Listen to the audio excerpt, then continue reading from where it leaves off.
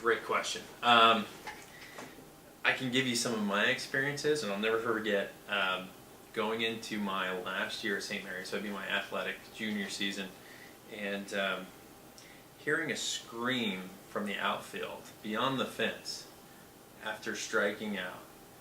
And the screen came in saying, "You're supposed to be some sort of superstar, what are you doing up there?" Okay.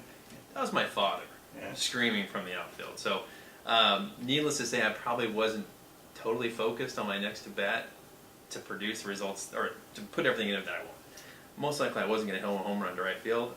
I was trying to just put the ball in play, so I was doing everything I could not to strike out. Yeah. And that's not the approach you want. So I'd say that's some of the background as far as what would be the worst thing you could possibly give to a child for feedback. But to kind of highlight some of that question, so what are the negative results I've seen?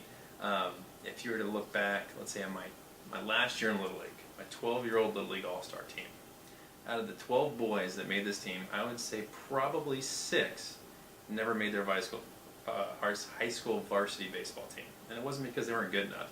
They actually probably dropped out of baseball freshman, sophomore year in high school. Interestingly enough, I'll go back, 3 of us were on the bench. 2 of us ended up playing professional baseball. We were the ones that were just getting by, putting everything we could. We didn't have the talent that most of the kids had. We didn't have the size.